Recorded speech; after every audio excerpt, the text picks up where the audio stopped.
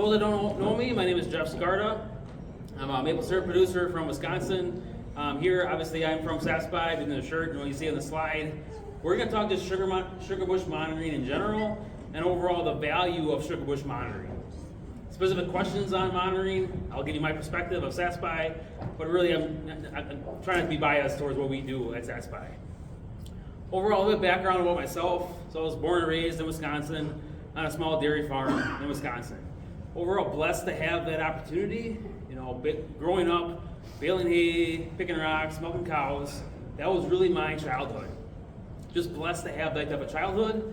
Went to school in Madison as electrical engineering, got a degree in electrical engineering, been in a corporate world the last 14, 15 years, now actually like 17 years, applying the electrical engineering knowledge to that corporate setting, but I grew up on a dairy farm. Just very different industries, stuck behind a monitor all day long in a manufacturing facility, very much enjoy what I do, but for the same reasons we all here love producing maple syrup. For me, it's getting back to the farm I grew up on, doing things I love. Doing maple syrup at least a few months out of the year. Been doing that for 12, 15 years now. Started with bags and buckets like many of us here, moved on to tubing systems, moved on to 5/16 tubing systems, guzzlers, and now a true high vac system for the last 5 to 6 years. As soon as we went into high vac systems and did 5/16 tubing, mechanical releasers, vacuum pumps, we all faced the exact same problems that why you're all here today. Those days in the mornings when that moisture trap tripped, I lost vacuum, just didn't know what was happening in the Sugarbush. Just those are painful days of I spent all that time and energy and money installing all that tubing system in the woods. I bought a nice electric releaser or mechanical releaser, this 3 horsepower vacuum pump, and on one of the biggest days that we have for gathering sap, of course, that's the day we have the issue. I didn't know about it, and that's really the reason why we have monitoring systems. I think back to one particular day. I was at work at my day job during this time. I look outside, out the beautiful windows we have in our corporate office. It's beautiful, sunny, about 40 degrees. We just tapped the trees that last weekend, thinking it's going to be a great day. So I blew off the meetings at the end of the day, probably pissed off my boss and my co-workers, has blown off the meeting. I get home, my wife has made a nice dinner that day, and I was like, sorry honey, I gotta get to the farm. We hustle out to the farm, I get out there, I live about 30 miles away from where the farm is at, and sure enough that tank is only half full. Because in the morning that moisture trap tripped, I didn't know it, and that day it's a painful day. Once I got there, not only did I piss off my boss, pissed off my wife, I got to the farm and my tank's only half full. So that was 6 years ago when I said there's got to be something out there. I hunted and searched. What existed didn't really meet my needs. I didn't have Wi-Fi. Was Wi-Fi in the woods? I didn't have power. At that time we were running mechanical releasers and a vacuum line out to the woods. And so really that's when I ventured down the road. First, just build something just for myself. To monitor the most critical right at your main collection point. What's happening at my releaser? What's vacuuming at my releaser? To me, I think of monitoring systems as like the hierarchy of needs, almost like water, food. What do you need to survive? For efficiency in the maple operation, what makes you the most profitable or saves you the most time, the most hassle when you're monitoring?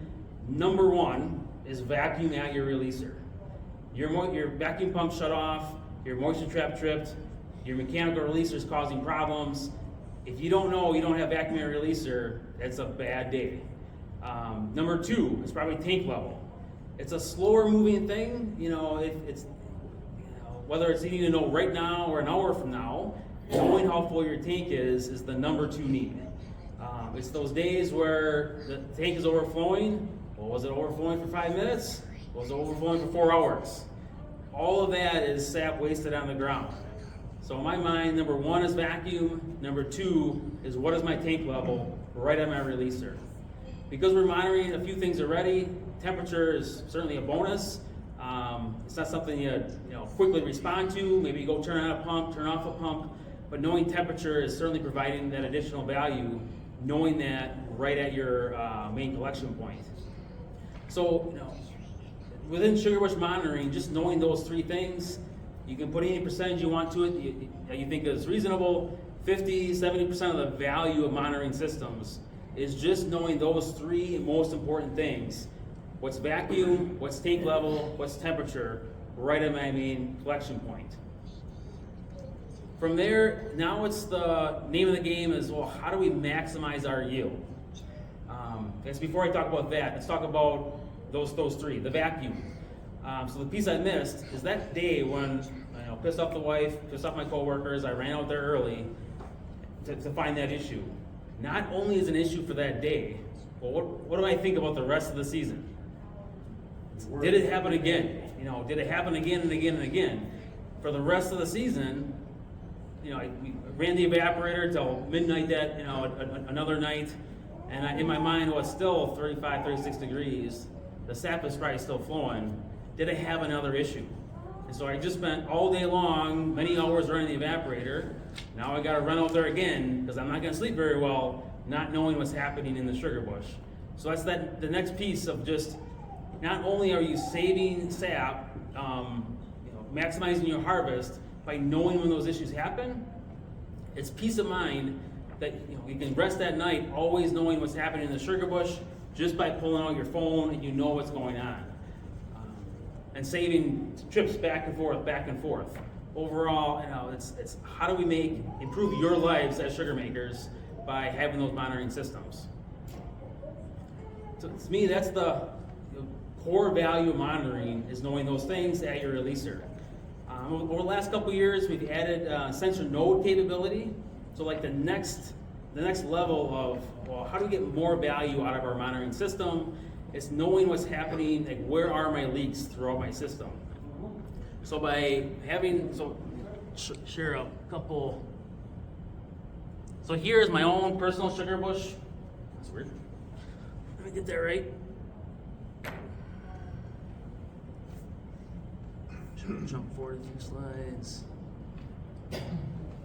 So what you see here is my own Sugarbush mapped out in Onyx. So if anybody wants to have tubing systems, highly recommend mapping it out in Onyx. That really helps you pinpoint, understand your woods, understand terrain. They got a lot of impressive tool set within Onyx to map out your woods. So if you have a tubing system, highly recommended. The next name of the game with sensing and Sugarbush monitoring is helping pinpoint where your leaks are in your system. Every single leak, you're missing out not only a little bit of less vacuum, that's certainly valuable to know where my leaks are to correct them. But the biggest thing is while it starts freezing. It's all about the freeze and thaw period. So when it goes from 40 degrees, 38, 36, 35, when it's starting to freeze, just the physics of air and vacuum, it's that rapid expansion of air entering the vacuum system that causes that isolation of a cold spot in your main line. That'll cause that main line to freeze early under a pretty small leak. That is really the value you get out of sensor nodes throughout your woods, or end of mainline sensors, I should say, is to help you when you have the big leak. A branch falls down, you can always close valves and help pinpoint where that is, but you'll never find, or it's pretty hard to find all the small leaks you have in your system without sensors at the end of every main line. For that particular item, it's looking at the data. So anybody with any monitoring system, it's most important to look at that data during the freeze and thaw cycle. The main line that lost vacuum first, like you see here, 26 inches at the releaser, that's pretty good. Most times I'm up to 28. Here is 23 inches at the end of that main line. This particular issue, I had a spout that pulled out, so I knew right where to go to find that issue. A lot of other examples we have is, I have 28 at the releaser. All the other main lines are at 28 inches. I'm very happy with that. But a main line that has a leak while the temperature's dropping down to 36, that entire main line is going to freeze up.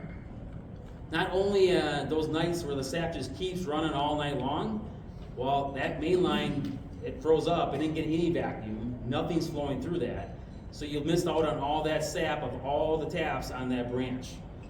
So that's really a lot of the value of monitoring, knowing the vacuum at the end of the main line, not necessarily what's happening now, but what happened during the last freeze and thaw. So that branch completely frozen. Now you know the next day, if I have a spare hour the next day, that's the line we're gonna walk down to hunt down and find that leak. Because you know it's there, you spend a little bit closer attention rather than spending an hour or 2 hours walking all of my systems trying to find the big leak. You know to spend one concentrated hour down this one main line to find that micro leak that's out there. Once you find that leak, you're really optimizing the system for the next time it freezes up. You're not that whole main line, that whole branch will stay under vacuum the entire time. So you're maximizing more sap during those periods. In my own personal woods, when I installed, had these systems, it was 4, maybe 5 of those that I never knew existed before. Having the right data and seeing that on those main lines helped me pinpoint a leaky saddle here, maybe a T I had to replace here, another leaky saddle in this other location. And so it's those, every one you find, you get more sap because they didn't freeze up, and from going from maybe 26.5 inches, I find a leak, now the whole system is up a 1/4 inch. Now the whole system is up again another 1/4 inch or 1/2 inch, as you really find all of those micro leaks. As you get higher and higher vacuum, you get more and more of those leaks that seem to show up, and you keep on tweaking, finding more and more leaks. Every single one you find, you correct. Instead of being at 26, maybe you're at 27, 27.5, even 28 inches in vacuum throughout your entire sugar bush, just by having the right data. As of today, most of the producers, most of the systems out there, maybe they have like a freeze report that's incredibly valuable to help you as a producer to know where to spend your time. I think some of the other companies do something similar for freeze reports. That's ultimately where we get the value, not just so it's what's happening right now, but what happened yesterday, the last 24 hours. So back to my day job, right? I'm an electrical engineer, data systems engineer for a corporate 100 company, a Fortune 100 company, manufacturing products that everybody in this room uses each and every day. A lot of that day job is how do we collect data from those manufacturing assets, and how do we use that data to make our machine operators' lives easier by solving problems, less times that those machines stop, less waste, higher machine speeds we can run on those assets. Overall, how do we collect data from all those manufacturing assets, deliver analytical tools so that we can make proper decisions, solve the right problems? What we're doing now in the Sugar Bush is applying that same methodology to the maple syrup operation. How do we collect the right data out of our Sugar Bush to help you as producers solve problems, make decisions?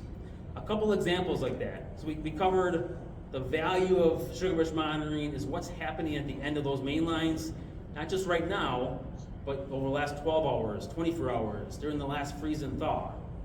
Well, we're collecting all of that data, and how do we apply the right analytics to that data set to help you as a producer to know right where your mainline leaks are?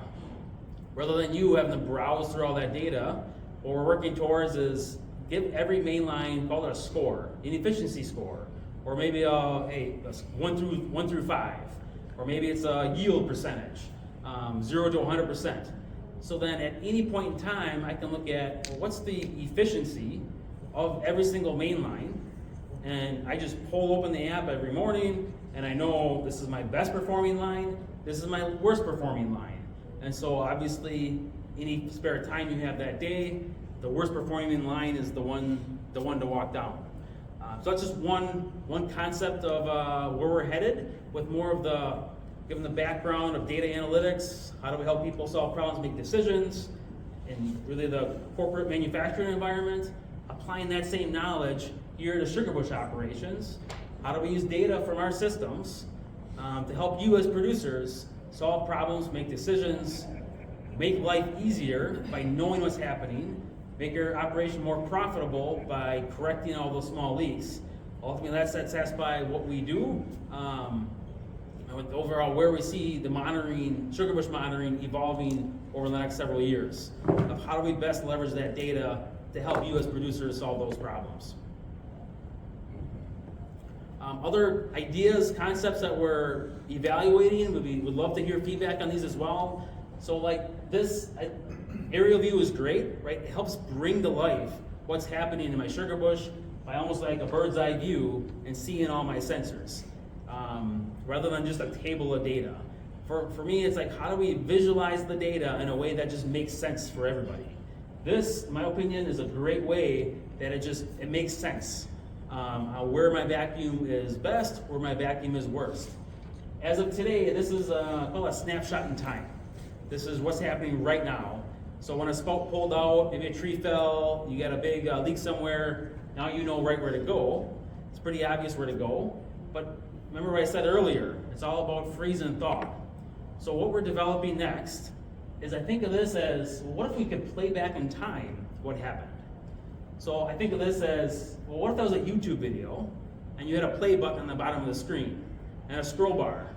And so at any point in time, you could jump back the last 24 hours, even last week if you wanted to, hit play, and it'll kind of play back the data, animate the page, along with temperature on the page as well, so you can kind of play back the data in this kind of view to really bring to life a little bit of the data from the systems.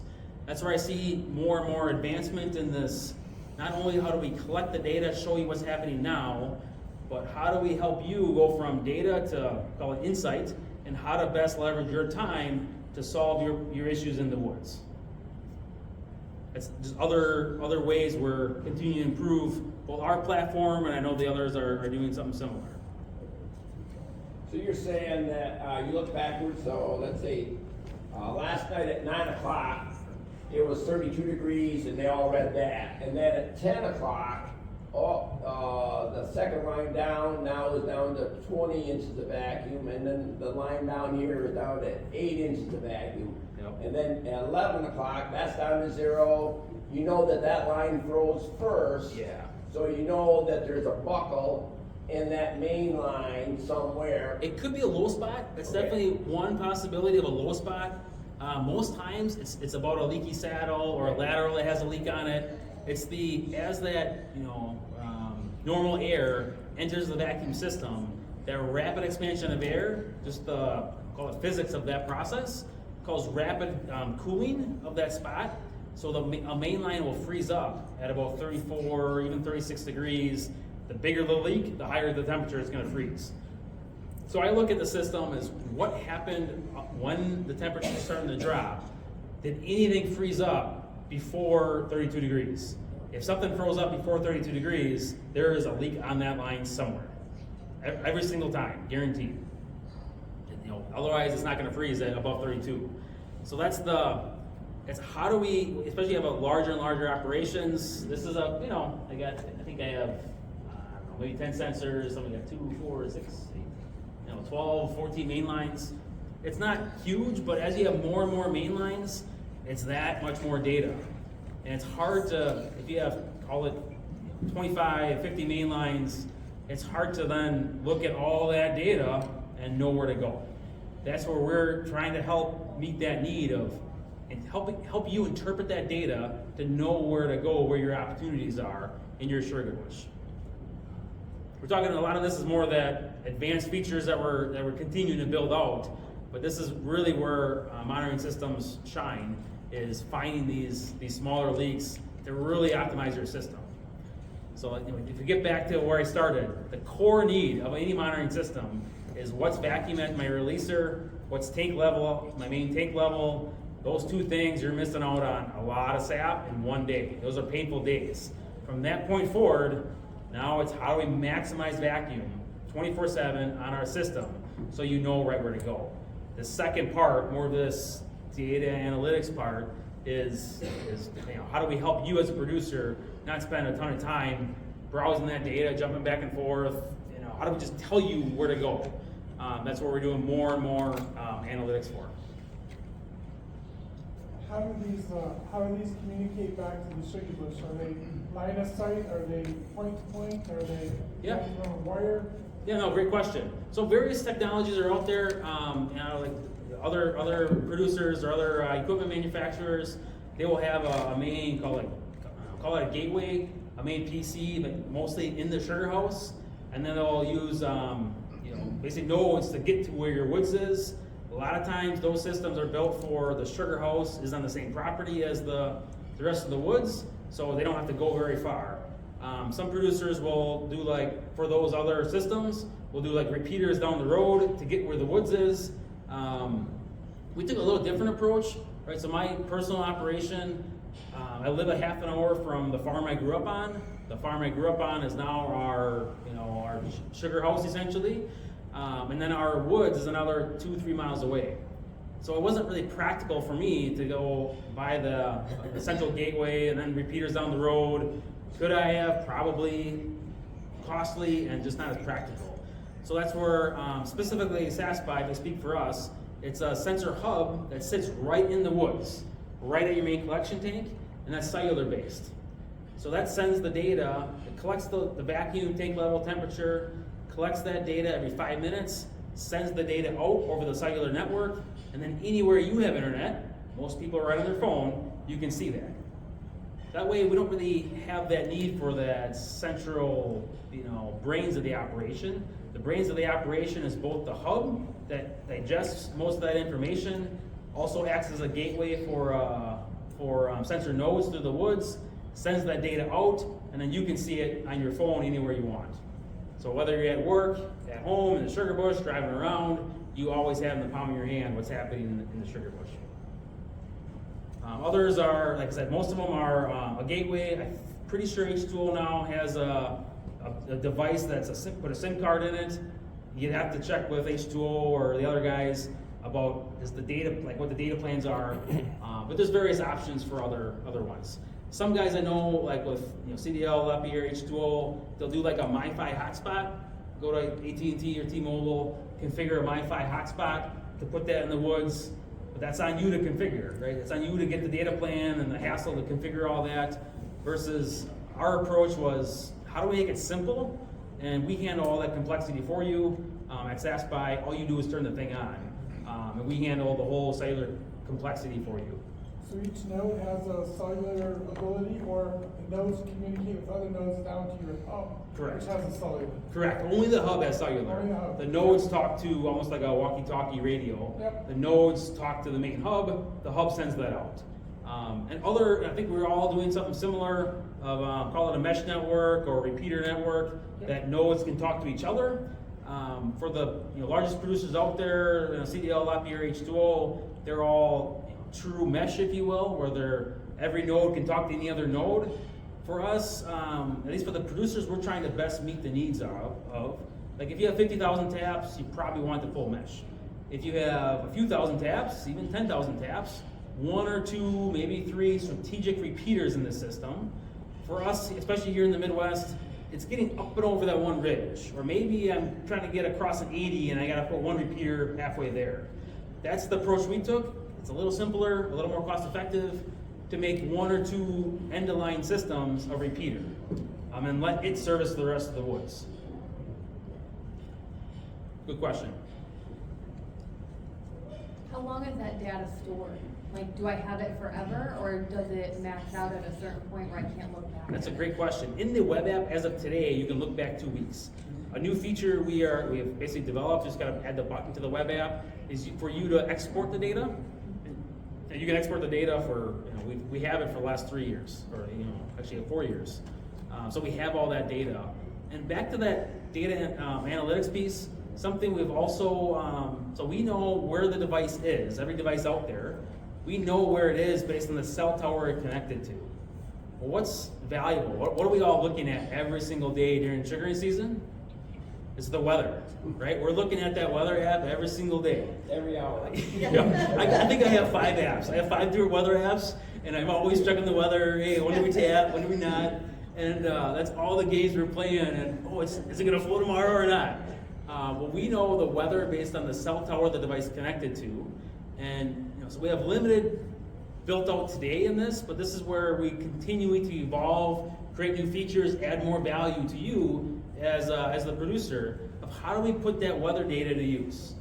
One particular example is the tank level.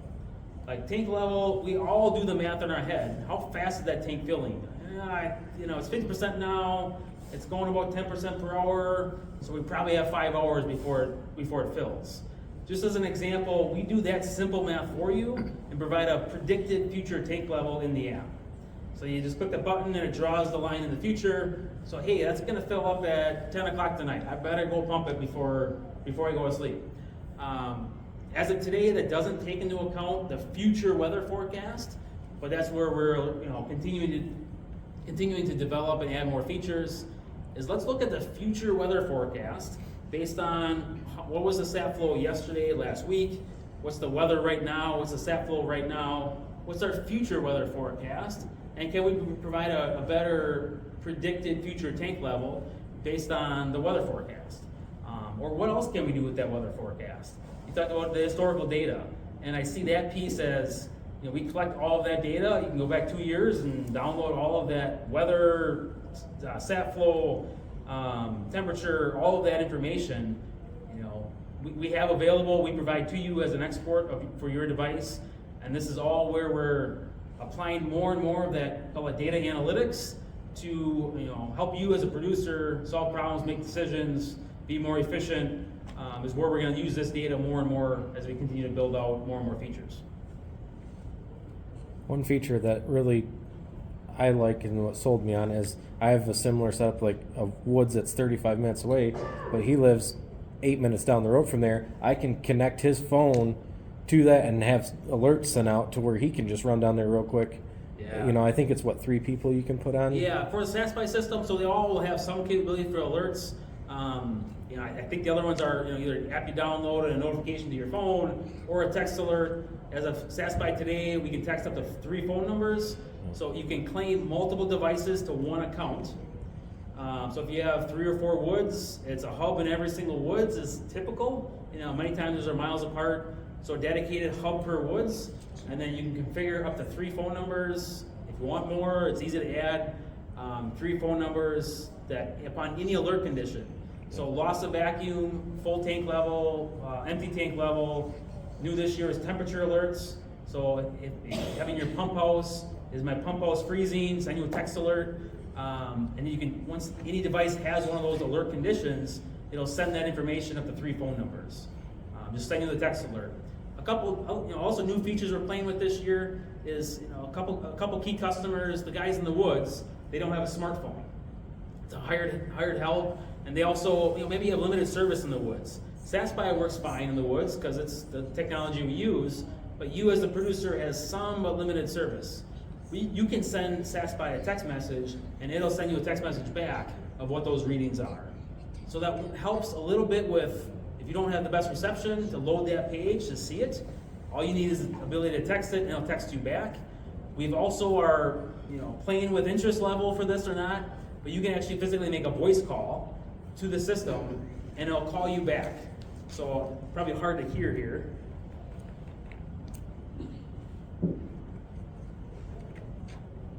Yeah, it's gonna be impossible to hear. Okay. We tried that earlier. So it's like reading what you got as a text message, reading it back to you as a voice call. For certain producers out there, maybe they have just a landline, and like how do we still, or maybe your hired help is just a landline. How do we help still empower that person with the right data?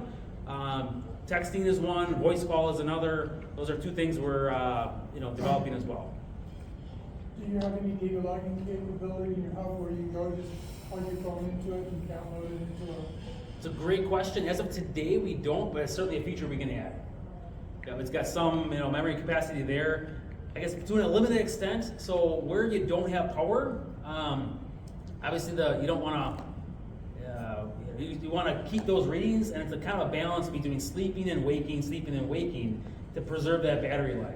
So what we do similar to that is when a normal sleep mode or even a deep, cold weather deep sleep is what we call it, we'll take readings every 5 minutes. So the device wakes up for a very brief moment of time, takes the readings, falls right back asleep.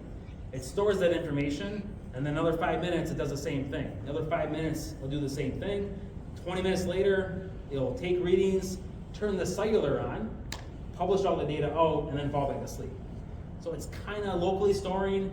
I think what you're asking for is build that more out, and then Bluetooth to your phone is maybe where we want to head. Yep. Is it limited reception in the woods, or what's the scenario? Just curiosity. I'm just curiosity. I mean, I did all this stuff for oil wells, so Okay. I'm just Yeah. curious how you're. All the hardware is capable. For us, it's like, how do we meet the first fundamental need? You know, hierarchy of needs, the first fundamental need was what is take level, what is vacuum, what is temperature, right on my releaser. The next hierarchy of needs is vacuum system throughout the woods. That's add vacuum sensors throughout the woods. Where I see this going next is producers that, you know, maybe the sensor hub doesn't have cellular connectivity. It's pretty rare. We have literally hundreds of devices out there. We're less than 10 where it didn't connect where it needed to. But there's some remote areas. Is like, well, could you just set up the system and have it talk to a local phone right there next to you via Bluetooth, or when I'm walking through the woods, if you don't have cell service where you're at in the woods, maybe you're hunting down leaks and you don't see, you can't see in the system until you're back at the sugar house. It's, you know, kind of limiting a little bit. Still useful, don't get me wrong, still useful, might be limiting, but if you could carry a device that talk to your phone, that talk to the network, then you can see it. That's probably what we'll end up developing. We'll see when that fits in the timeline. Every year, we basically, given all the feedback, talking to the producers, coming to events like this, we have our development list, and okay, what do we want to bite off every year based on what people are asking for, and that's just been our, you know, how we've grown as a company, how we think as building out new functionality based on people's needs. How do we best service those? A small solar panel hooked to the battery can greatly extend it too. So yeah, we have a solar panel, powering options. I hate to talk specific Sap Spy, but the USB cable that comes with it. Most people, at least what I did the first couple years, I'm punching holes in the trees with a DeWalt battery or a DeWalt drill. DeWalt, Milwaukee, Makita, they all make this little adapter. It's that battery to a USB adapter. So just take that to the woods, give it a full charge. We also have alligator clips for maybe you're a fisherman, you got a deep cycle battery, you can bring that to the woods and then you don't gotta worry about recharging. And finally, we do have solar panel as well. For the hub, that's the cellular device that does consume a little bit of battery. Leveraging that sleep mode that I talked about earlier, our hub can go 2, even 4 weeks in that normal sleep mode. In like a cold weather deep sleep, it can go like 6 months on its internal battery. It's not as frequent updates, so I generally say 2 to 4 weeks, because that gives you data every 20 minutes and gives you a data point every 5 minutes. For most sugar makers, that's reasonable. That's quick enough. And then in an always-on mode, whether you have it powered or you have it always just in that mode, it'll last 7 to 10 days. So much more than just your phone that'll last a day. It'll go 7 days, always on. The benefit there, you know, if you have power, you might as well leave it plugged in and always on. If you don't have power, the benefit is taking readings on demand. So not only what happened 5 minutes ago or yesterday, I'm leak checking what's happening right now. Or maybe my releaser's hanging up, I can hit a button right on the app and see exactly what's happening now. We've also developed, I call burst mode. So instead of every 5 minutes, especially when you're leak checking, I want to know, I don't want to wait. I'm an impatient, lazy guy. I don't want to wait. I want to know right now. And so you put it in burst mode, then it sends data every minute from every node out there, every vacuum reading. So then when I'm walking the woods, as I'm going to the woods, I'll flip it into burst mode. I'll see the data. I'll come correct a leak here, a leak there, and I don't have to wait 5 minutes for the next reading. It's every minute you get that information. It'll go into burst mode for 1 hour and then go back to whatever mode it was before. You can flip the burst mode as often as you want. For us, it's just flipping it back. Just conserves data a little bit and conserves battery. Is there a startup time every time you turn it off at night? Say you do kill power and you go back. Is there a startup time? That's a great for question. connection? So if it's like on a sensor hub, most times if it's like a generator run on a generator, I typically just leave it always on all the time. Let it charge the next morning. The beauty of having it plugged into the generator. Let's say the generator turned off middle of the day and you didn't know it. It'll send you a text alert for loss of power. So that way you know right away. You don't have to wait until your vacuum drops before you get your text alert. For other scenarios, I forgot what to say there. Yeah, loss of power is the main reason. I personally leave mine in always on all the time. If I'm gonna freeze up for 2-3 days, I might as well flip it back into like a normal sleep mode. And think about the device as every 5 minutes, it's waking up, taking readings, falling asleep. Waking up, taking readings, falling asleep. If you tell it, I want you always on, you basically gotta wait till the next publish, once it turns on cellular, it pushes the data out, it then asks, hey, what mode does he want me in? Flip to that mode, and then stay in that mode from that point forward. So when people are leveraging these sleep modes, when you don't have power, that's kind of one strategy is, I'm frozen up for 2-3 days, I'm gonna flip it to a sleep mode.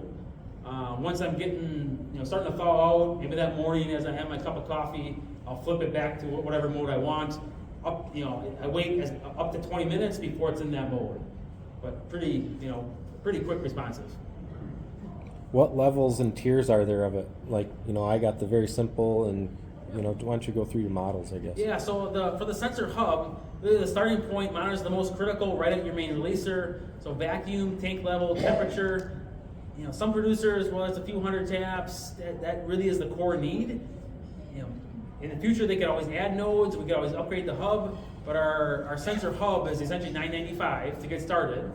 That monitors those critical things: vacuum, tank level, temperature, cellular connectivity, text messaging. All the main features you want to monitor right at the main collection point is $9.95. Some add-on options. One is a relay on-off. So instead of running out there to turn on my pump and turn off my pump, we have a relay module that you can control right from your phone to turn a pump on and off.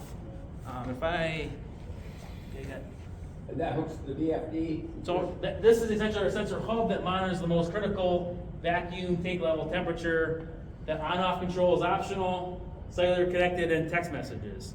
So we have two different options for the relay on-off. I'd say the more common is the basically 2 independent relays. It's more universal. Whether you have a VFD you can wire into, just like any thermostat, or maybe you have a solenoid valve to open and close. Maybe you have just a cross-the-line starter, a 3 horsepower motor. You just want to flip it on and off. The relay module can do any of those. And we've provided turnkey kits as well for like, hey, I have a 3 horsepower or 5 horsepower motor. I want to start and stop it. I don't have that hardware. We've done motor starter kits as well. That it's basically you hit the start button and it's pulling in a magnetic contactor for those producers. So that's sensor hub is kind of our core offering. $9.95 base price, and then $100 extra for the relay on and off. $100 extra for it to talk to nodes. For us, that's more of a la carte way to provide something as cost effective as possible for the producers that just want that most critical right at the main collection point, but yet fully featured for those producers that want the relay on off and want additional nodes in their woods. How much does a node cost then to Yeah, add? a node is anywhere, so we have 6 different options for nodes. A node is anywhere from a single port that monitors 1 main line. A dual port node can monitor 2 main lines. Basically put the node in the middle, run dry, dedicated 5/16 to dedicated saddles at the end of 2 main lines. That's a 2 port, with a 3 port, and even a 4 port. And most of the CDL, H2O, LaPierre, they all have 1, 2. I think most of them have a 3. Some might have a 4. So very similar sort of setup. So for us, it's anywhere from his current retail price is $375 for 1 port. 4 port is $595. So think of it $150 per main line for a 4 port node. A lot of that cost savings is You already buy the enclosure, the antenna, the solar panel, the battery, the controller. The only difference is additional sensor on the inside. So that's why it's just more cost effective with more ports. And that's particularly why we did the 3 and 4 port, to help you as producers make this as affordable and something you can cost justify as well by having more ports, just a little more economical to cover all your main lines with 3 and 4 port nodes. Another common question is, how far can you run that 5/16ths from your node to your end of your main line?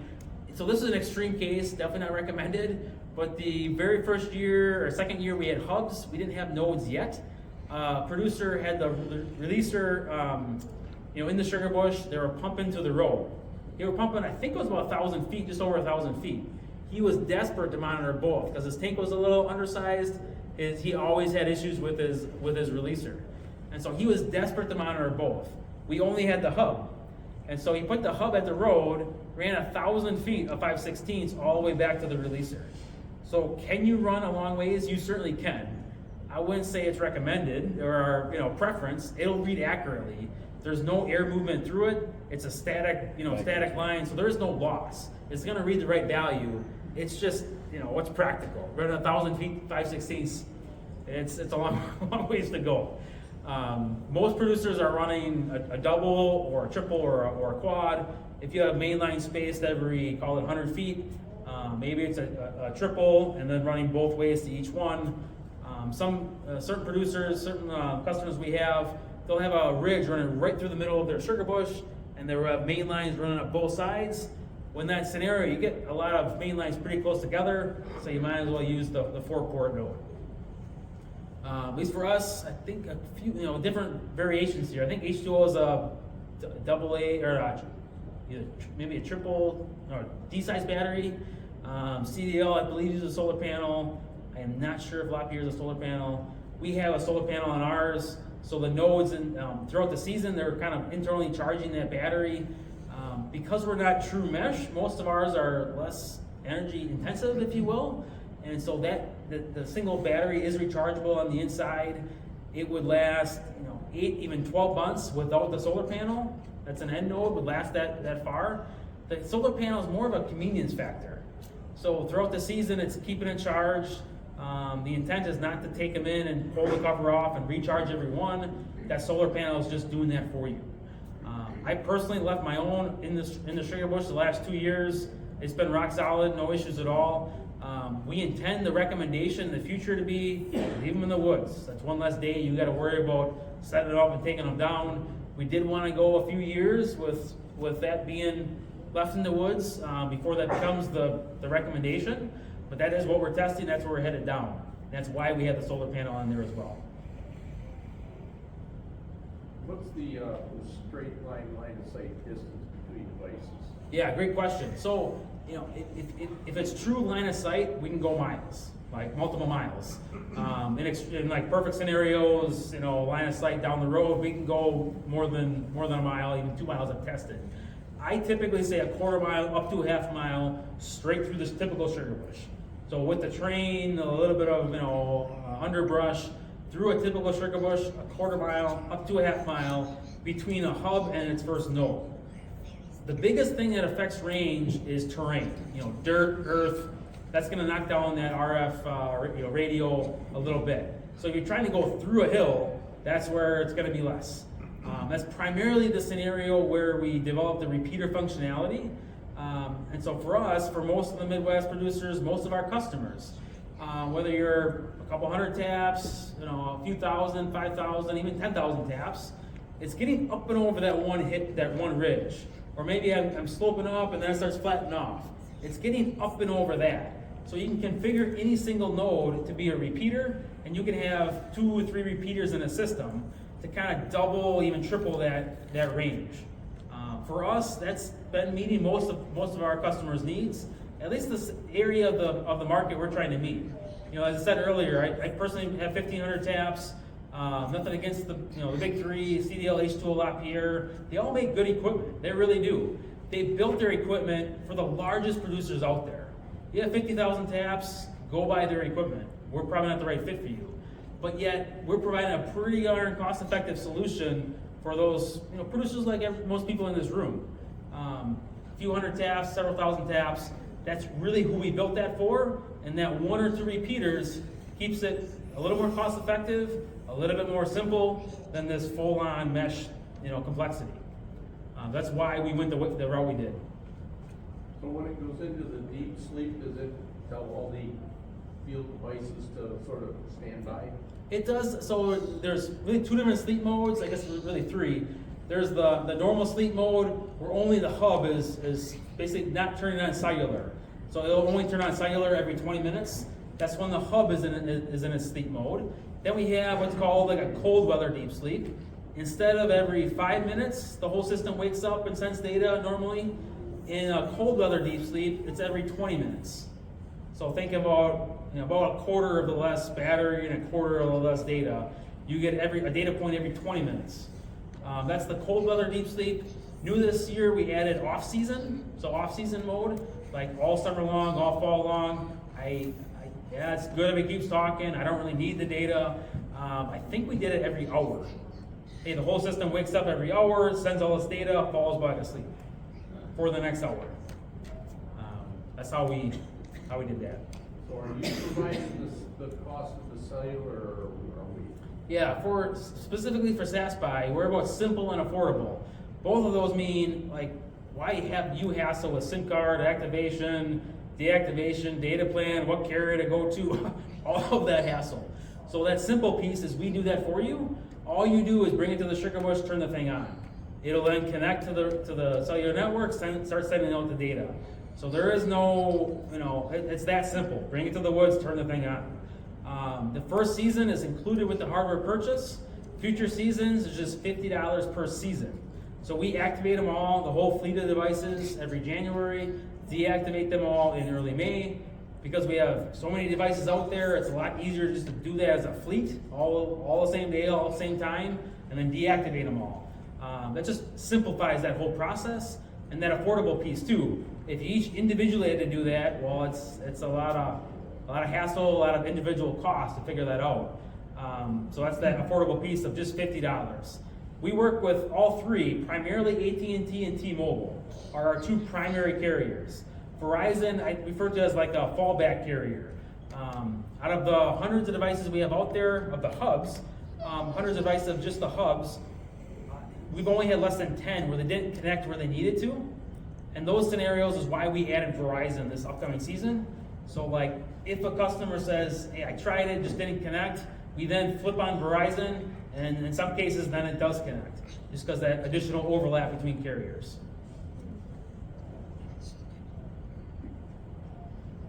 When did you say you turn them on and off the cellular? We can do it anytime. So if certain customers want to turn them on early, or even leave them on all year because maybe they want to use it for something else. Based on those usage, we just work with those customers to do it. We typically do it the first week of January. So a week ago, we flipped on the switch for all the devices out there, and then we typically turn them off end of May or early May. Most producers from we're far like north of Duluth, well into Canada. So early part of May, they're nearly everyone's done by then. And we always monitor: is anybody pulling vacuum yet? To say when do we deactivate them? No, good question. Are the devices, when you buy them, if they disappear for some odd reason, Good question. do they, I'm not saying anybody would do this, but somewhere they show up. If they show up with somebody else's system, can you tell that those Yeah. don't belong there? Yep. So with nodes, I think of it as like a family. The hub is the parent, the nodes are the children. The parent needs to know who the children are for it to talk to. Hey, these are the nodes in your family. You're allowed to talk to these guys. So if somebody would take a node and then try to use it in their system, it wouldn't even communicate because the hub is not paired with the hub, if you will. So that's how one way we do it. And every device is claimed to an account. So if you claimed it to your account and it just magically disappeared because someone has sticky fingers, they can't use it. They wouldn't be able to claim it. Can you track it? We don't have GPS on it to track it down to the exact location. We'll know what cell tower it's connected to, and I have yet to have this scenario of somebody reach out to me to say, hey, my hub, I can't claim it because I just bought this from a neighbor and he's lying and try to claim it. Likely the scenario is they would probably contact us to say, I'm trying to claim this node, it says I can't, and we kind of know who it is, at least by email address or something. We have yet to have that issue. Never been to Southern Michigan. Yeah, good question. How long does it take to get a system, say I want it today, how long? Yeah, these systems are very much in stock, and we got it shipped out next week. Yep. So if one of the nodes fails, does it just drop off the system and you get an alert that says, it's gone? As far as it just doesn't report. Yeah, that's the hallmark of the whole system, is there's gotta be, if you've got 6 main lines, and you got 2, 3, 4 nodes out there, and one of them drops off. Yep. You get some type of indication fairly quick, either you're gonna lose some of this data that would have been collecting, or it's just gonna give you a blank screen. Yeah, so within the web app, it basically grays out. I think I have a picture of it. That's probably hard to read. So right here in the top, that's probably hard to read. This says 2 minutes ago, 7 minutes ago, 12 minutes ago. If a node stops communicating, it'll say 1 hour ago, a day ago. So and then instead of this being green, like for us, it's like, how do you visually indicate a good status or a bad? Today we use green and red. We're probably gonna change it to blue and red just for colorblind folks. But then I'll turn gray. So hey, don't focus on me because you turned me off, or I'm having issues. So that's how you know if it's talking or not. Same thing on the map. The map will also turn that line gray if it's offline. That's not something most times it's online talking fine, but that's how we kind of indicate that it's offline. Can you add the relay feature down the line if you want to? Yeah, you sure can. You can add both the relay feature is easy. Every single hub has the port on it. You just plug the relay module in to add that at any point in the future you want. It's just order the device, same exact cost, basically $100 for the relay box. We have the relay box or a power strip. The power strip is, if you have a guzzler pump, it's a pretty good, no hassle to wire it in. You just plug it into a power strip, and we just turn outlets on and off on that power strip. The ability to talk to nodes, you can order without. If you think you're going to add nodes in the future, it's just easier, because that's one you do have to ship back to us for us to add the radio and the antenna to it. So it's most guys are adding, if they think they're going to add nodes in the future, it's only $100 extra to order it up front, and just don't have nodes that first year, add nodes in the future. What's your customer support look like? Yeah, good question. We do have 1 or 2 other developers as well that I'm onboarding as well for both feature development and helping out with customer support. Primarily, we only grow as a company if we provide excellent customer service. Most times you're talking to me directly with any questions, issues. Make myself, as a sugar maker myself, I do strive to provide the customer service that I as a sugar maker would expect. Go on any of the Facebook groups, we got a pretty good testimonial out there about the level of customer service we provide. How many nodes can you run off one hub? We have tested up to 50. 50? Yeah. 50 lines or 50? 50 individual nodes, like 50 boxes. That's felt like the higher side of what most of our customers are doing. We do have several customers in the 30 to 35 nodes in a Sugarbush, and that's throughout their whole Sugarbush up to one hub. Probably a handful of customers that size. That's the area where, as we build up more capability, both 3 and 4 port nodes become more known in this industry. The level of customer service growing, both meeting needs of smaller producers as well as call it mid-size producers that want more and more nodes in the system. Some of our customers, he has one of our largest customers he's got like 12 different sugar bushes. Some of them are 6,000 taps, others are I think 8,000, and he's got how many nodes total? Over 100 nodes between multiple different sugar bushes and 8 different sugar bushes. And those are every year it adds more nodes to one sugar bush.